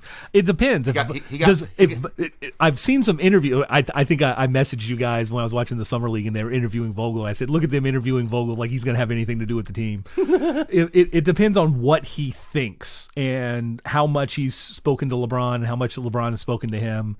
It's the only reason he got the job is he was the only one willing to sign a 3-year contract, which is the length of LeBron's contract. Both Tyra and Lou wanted that 5-year deal, who may never coach again in the NBA. Well, now that once Davis resigns, everyone will be down to take a 5-year deal. Well, yeah, but absolutely.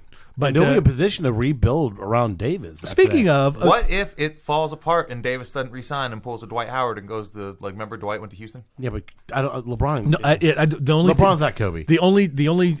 First off, yes, that is correct. Yeah. The only team that's going to really have money next year, though, is going to be the Knicks, and so. Now it would be interesting though, because if with the young players that they do have, and more importantly, Mitchell Robinson, who can play center, so Davis doesn't have to.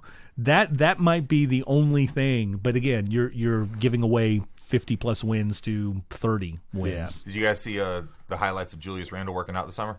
He's the only guy that they should keep. He looks like an animal. He's hitting threes, pull-up threes, everything. Well, he's good. It's the funniest Very thing. good. He's young as shit. 20 too. and he's a 2010 guy. He's how old is he? Like 23? The Lakers are getting somewhat credit for this. If they literally did nothing, With the people they drafted, but did nothing, like they re-signed Randall and the Sideshow Bob with the Bucks, the good shooting twin.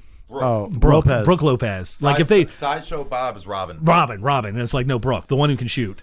If the better player. If they kept Brooke, if they had kept him, Russell, Randall and Russell, and Randall, and then and like Ball. Caldwell. Well, no, if they just Randall's kept all 24. those, if they just kept those guys, 25 in November, and then they had Caldwell Pope's $21 million contract clears out. And they could have signed him, then traded the parts that they needed last year for Davis. Still probably had a combination of either Ball, Ingram, Randall, or Brooks. Like they would have had two of those guys. And then with the other thing is like they'd be better off where they are because all the other rest of their team they could have signed as the veteran minimums except for Green. And then that's when they signed. They signed Mozgov to that ridiculous Mozgov, which 3 or 70 Mozgov and Dang. Dang. Mozgov got 4 years, 60-something million. Dang got like 4 years. No, Mozgov got 70. I thought it doesn't Dang, really matter. Dang got 70. It was ridiculous for both of them, and that if they didn't sign those, and again.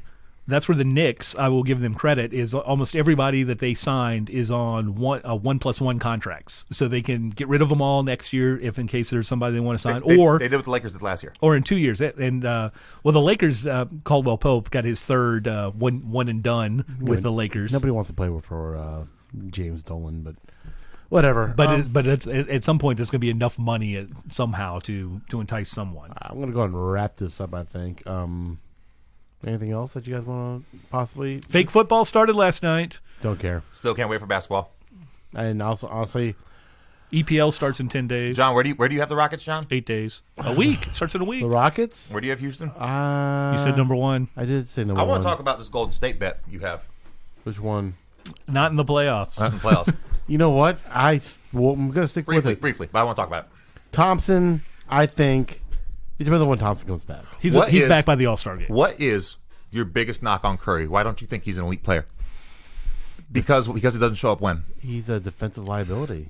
No, that's not why. You say because he comes up small in the postseason in the finals, right? He does tend to come up small. No, he comes up small because what? Because he has such outstanding regular seasons.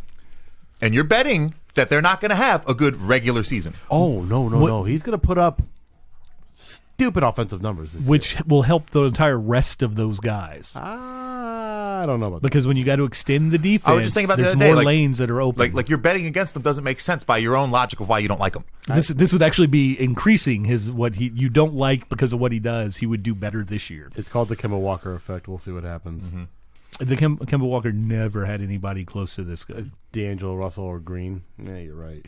Well, we'll see. Well, who's the other big guy? Cauley Stein. Even the other guys, and Kevon Looney and them. Yeah, it's a good team, but in the West, isn't that enough really? And who knows if Russell's going to actually work out with them? I'm a part of a group that's 7-game series. Does Houston beat Golden State with the current rosters?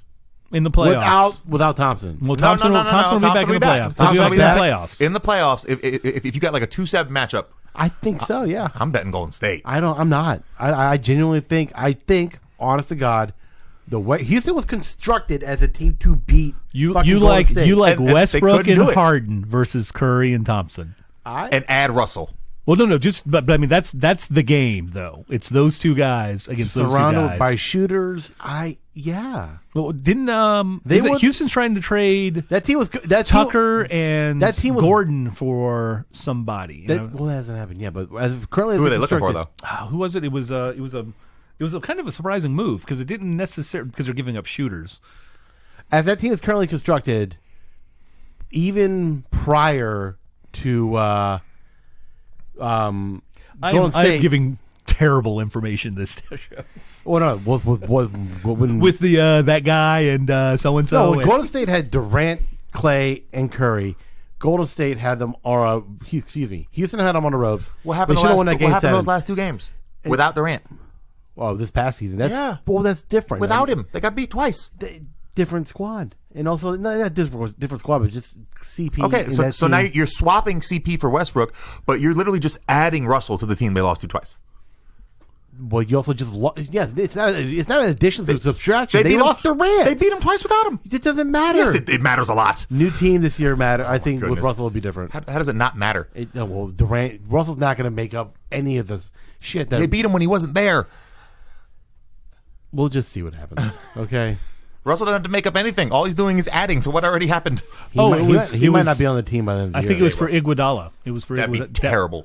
It's because 2 guys that can shoot better, and it's like I get why they would think about that, but it lessens their bench. 36-year-old Iggy? It lessens their bench. No, but I wouldn't trade both guys. I don't know if I'd trade Tucker. I think he fits better on the team. I wouldn't trade anyone for Iggy. That's why I thought it was really weird. It's like, what? Speaking of guys that are washed, and that's why I thought I was like, why did Memphis not jump on that? Iggy looked all right in the finals. He had one 20-point game. Yeah, but he is 37. But that's the thing. With Memphis, he's a starter. With the Rockets, he might be off the bench, and he could play better with less minutes. He goes better off the bench. I don't think he wants to start anymore. He doesn't need to be a starter. Anyways, yeah, that's what it was. PJ Tucker. Oh no, PJ Tucker or Eric Gordon.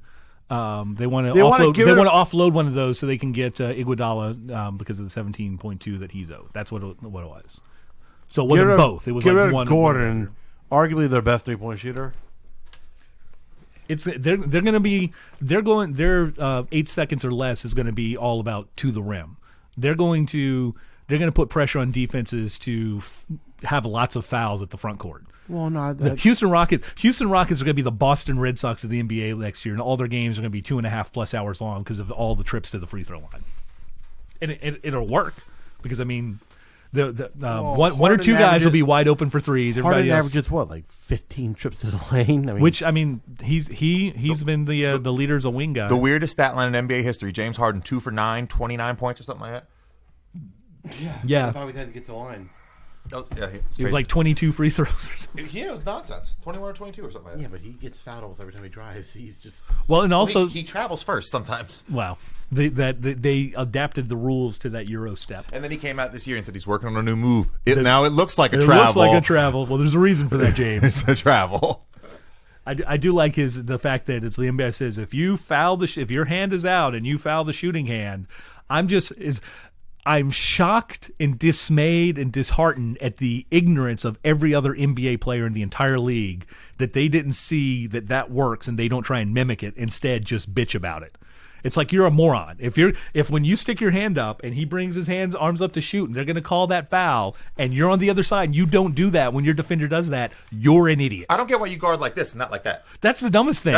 Whenever I get switched on the guard, hands up. Yeah, immediately up. It's already up. Because doing this, it makes it more difficult for you to move side to side, and also it sets up an opportunity for them to pivot off for you. And if I have to slide, it's just a switch. Yeah, your momentum takes your body. Yeah, you just have your hand needs to already be up to contest the shot. Isn't that for everybody wondering? Josh demonstrated perfect form on defense for a big guy on the guard. Isn't that what they're taught right off the bat? Yes, but ego gets involved. They like to do this, and that's why you see the rip through foul all the time. Yes, and it's the easiest foul to get as a shooter. Which is the thing. I don't. What is this contesting? It doesn't do anything. Not a goddamn thing. Now, to describe what I'm doing is I'm doing the thing where a guy is in a defensive stance and just reaches his arm out towards the defender. One arm toward the defender, the other one out. He's doing the Spider-Man point. All you have to do, you have to raise your hand when he raises the shot, which is a wasted motion. Your hand should just already be up there. And the other thing is, like, it basically tells the offensive guy that the defender is giving up the side of that he's defending with his hand stuck straight out, because you can immediately get by him. Because if you don't immediately get by him, he has to stick his hand right into you, and there's the foul again.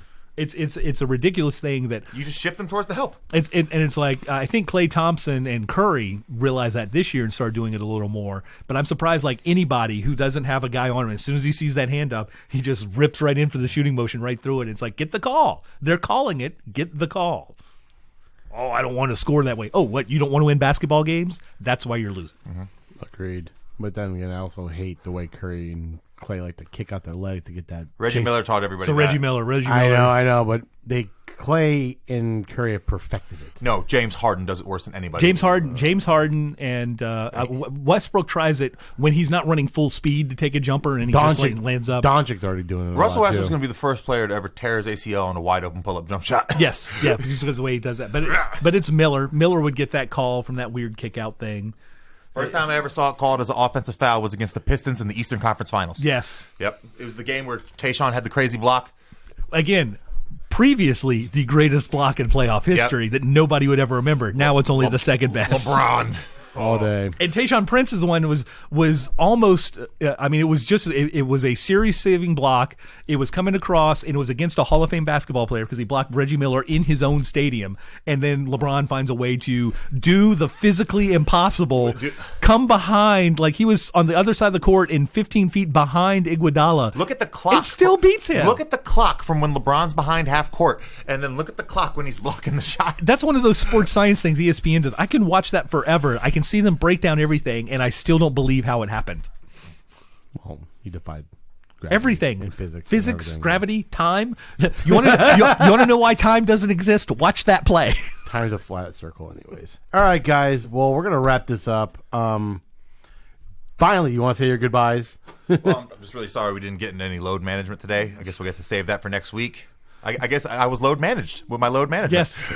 The Community Shield is this Saturday between Liverpool and Man City. It's going to be interesting to see if they actually compete for it or if they just kind of half-ass it. Although it is still an important game because the only game that Liverpool lost last year was to City, and that's what cost them the title. And then next Friday, Liverpool hosts the opening of the EPL. So that's the beginning of European football. Yeah, it is. I can't believe. I love how quick they're so good. That's why the NBA would do that. Their camp is literally like 8 days, and then it's like, okay, for real games, these count. Well, because they play soccer year round anyways. It doesn't matter. That's what the NBA should be doing. They should take those 82 games and spread them across 10 months. They should start at the beginning. That was my idea. I told you guys last month. I've been thinking about that for a long time. Well, no, you said year long. He came up with an actual real schedule. 10 months, 2 games a week. Yeah, the beginning of October to the end of April, and then playoffs are all of May and June, and then it's July and August and September. If you're only playing 2 games a week, you don't have to miss any games. That's and again, that's one of the interesting things. I get where the players are saying the whole. It's like, oh, it's too difficult to do that. It's travel in the NBA was always worse. No matter what year you're in now, before it was worse. Mm-hmm. Yeah, no matter what. And more private jets now. Oh, and they only have to travel. Buses. They were in buses and or they trains. only have to travel maybe once a month or like twice a month, like And they're going in most of the time private planes, if not first class seating. It's a lot easier travel. And you're staying in like the higher end hotels rather than the like Ritz almost every fucking night. Well, in the NBA in Charlotte, they are staying in the Ritz. Yeah, exactly. I bet the Nets and Knicks love when they play each other. Oh, it still takes an hour with traffic. And then I wonder, it's like when you have to be in the city of your game the night before, it's like Brooklyn counts. And then all the nights after, or whenever everyone goes to Miami, they're like, we were up till what time? It'll be very interesting when the NBA, the first NBA, since they have to add. Since Seattle's likely to get an NBA team, they'll probably want to go 2 so they can do the NFL 16 and 16, 4 divisions of 4. Will the other one be Vegas? And if it's Vegas, is that home defense record going to be the home court advantage going to be the best in all of the NBA? So other than Miami, better than Denver's. Yeah. So who do we want to go to Seattle now? Now that the Clippers are off the table because they're going to be really good, and Ballmer wants to build their own arena. No, build a new team, build a new. No, they're playing like an expansion. Yes. Oh no. Yeah, I know it's terrible. No. 30's beautiful. No. I personally think there is enough talent out there internationally and domestically. 2 more teams tops. For 2 more teams. Well, that's what I'm saying. 32, 16. Yeah. Half in the playoffs, half out on both sides. This is going to be like when the NBA expanded by 6 teams over the course of 10 years with not enough talent. And basketball, it was 7 teams. There were 23 teams in the NBA. It's the weirdest number. There were 23 teams in the NBA until they expanded. Did anybody come in with the Bobcats, or there was a 1-team expansion? Can you? No, the 1-team. That's what evened it out because it was 29 teams. It was Hornets, Heat, Magic, Timberwolves, Grizzlies, Raptors, and then the Bobcats. Yeah, because it was the NBA was the weirdest of all leagues. They were an odd number of teams. There were 23 teams. Oh, excuse me, I didn't count the Bobcat. I was talking about the Jordan era. No, but during again, Jordan's era, they expanded. But again, that was from '88. But they didn't start winning until '88 till '97. Do we really need the Sacramento Kings, guys? I mean, just send them up. No, they've been around for a good amount of time, and they haven't done anything. Well, who's the mayor of Sacramento now? Is it still Kevin Johnson, the former Sacramento? So I mean, they're not going anywhere. And not just that, but I mean, like they're going to be good. They'll be all right. Fox might be the best up and coming point guard. They'll want to expand because they can get more money in this and that and everything else. And then what position does Doncic play? Is he a 2 technically? Is he a point center? He's a point something. It doesn't really matter. I mean, if we're going to be doing that, I mean, I guess by that logic, LeBron's the best point guard in the league. What? Just because he's 6'7", Doncic is a point guard. Is there a position called a point gumbo pot? Gumbo point. Zion's going to lose weight. Point ladle. Zion does look fat. I'm not going to lie. Do you imagine Zion at the end of a practice hitting a game winner? Point gumbo.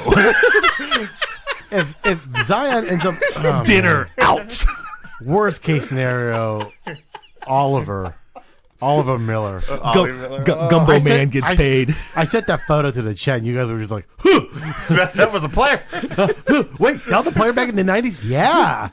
No, I knew this. I mean, he was. It was the 90s. I wouldn't have taken the team photo. I'd have made him take it in a suit. He was 93 is when he came out, and so he played most of the 93% body fat. Oh my God, he was big in college and only got bigger through. Do you guys remember Mark Jackson's younger brother? Mm-hmm. Escalade. Yes. Yeah. Gosh, that was. I mean, he was 6'6", 340, 6'9", 6'10", He was humongous. Escalade got up to almost 500 pounds. He absolutely had to. And he was like 6'10". No, because I've seen highlights. He just goes like that and dunks. No, he just turns around. It's on the block. You can't get around it. You can't front him because you pass it over. You can't be behind him because you don't know when he cuts the ball because you can't see around him.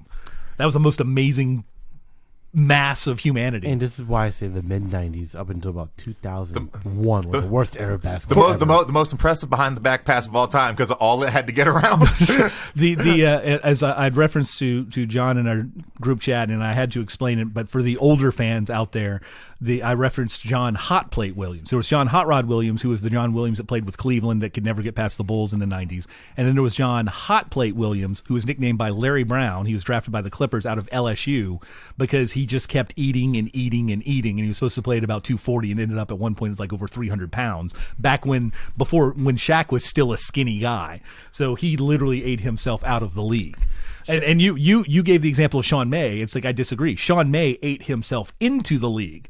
He ate himself skinny, and then he just became his normal self. Yeah. Because he had one 6-game stretch, won a national title with North Carolina. Because he always had really good hands, but that's the only time he had enough stamina to actually run up and down the court. And it's like, oh, look, he's a really good player. Back in those days when we drafted him, the only times I see Sean May and Adam Morrison out getting hammered at the clubs. What were they taking double shots of sliders? God. Anyways, guys, this has been Simon Says Bet. Google Oliver Miller. You'll be astonished to see that actually played in the NBA back in the 90s. Just look at any interview Charles Barkley talking about him. He hated him. They were teammates. Yeah. So, all right. Well, and his per 36 is pretty impressive. Yeah. Shut up. You should see him. No. We're not. No.